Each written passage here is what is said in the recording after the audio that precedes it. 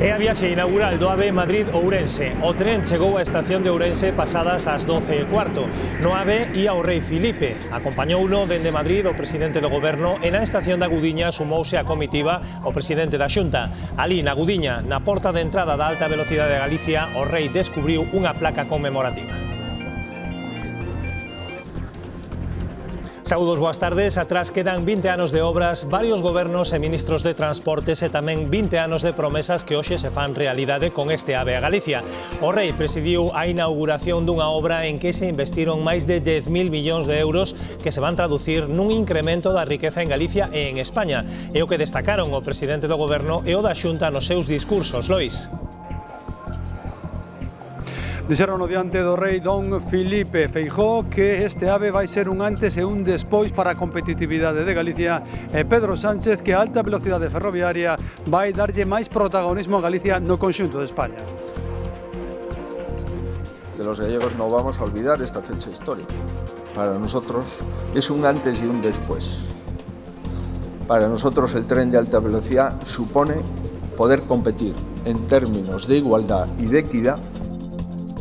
Es un enorme beneficio para el conjunto del país, para España. O dicho de otra manera, España necesitaba este AVE tanto o más que lo necesitaba Galicia. Quen tamén ia formar parte desta comitiva, pero finalmente non subiu o tren foi o presidente de Castela e León. Esta mañá sorprendía convocando eleccións anticipadas po día 13 de febreiro. Alfonso Fernández Mañueco, do Partido Popular, dá o paso despois de que o seu socio de goberno Ciudadanos pactara os presupostos con PSOE e o Partido por Ávila. Nos han traicionado al pactar los presupuestos a espaldas de este presidente. Es una traición dañina para la comunidad, para Castilla y León, para la igualdad de las personas de esta tierra. Con esta deslealtad rompen el pacto de gobierno. E sobre o avance da variante Ómicron e as posibles medidas que se deben adoptar vai falar o presidente do goberno e os presidentes autonómicos. Será o mércores. Alberto Núñez Feijóo di que esa reunión chega tarde, 2 días antes da noite boa, pero cree que compre coordinarse e aposta pola máscara obrigatoria na rúa. A reponer la mascarilla como obligatoria en la calle me parece que es una medida prudente. Feijóo tamén anunciou que se vai repescar os cativos de 9 a 11 anos que tiñan cita a semana pasada e non foron vacinarse. Por iso abre a posibilidade de pedir data para facelo. Raquel. E faise ese vi, segundo informou o Sergas tamén, a través da denominada autocita, desta volta destinada a todos eses nenos e nenas de 9, 10 e 11 anos que non puideron vacinarse coa primeira picada a semana pasada. E atención porque se fai tamén de xeito inminente, porque haberá uns 5.000 ocos dispoñibles tanto este mércores como este xoves nos grandes centros de vacinación masiva.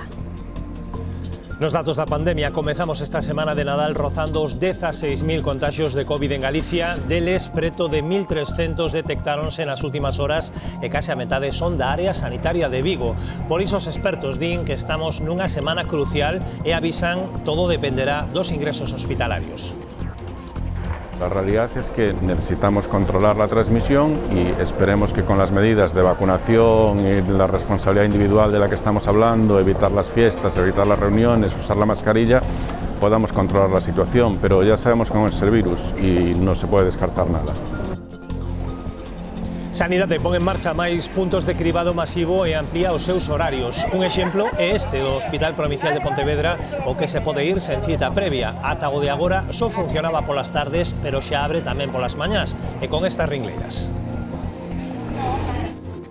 A variante Ómicron, moito máis contagiosa, obriga a extremar a precaución e evitar situacións como a que van ver. A policía desaloxou unha celebración nunha nave do polígono da Grela na Coruña en que non se respectaban as medidas anti-Covid.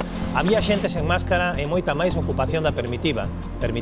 Noutro local, neste caso no Grove, tiveron que desaloxalo porque triplicaba a ocupación máxima. Os veciños do concello de Castrelo do Val seguen en pé de guerra. Pese a polémica que xa está nos medios de toda España, o concello mantén as sancións ás que se expoñen se non recollen os excrementos das vacas ou das cabras cando pasan pola zona urbana. Ata 1.500 euros de multa.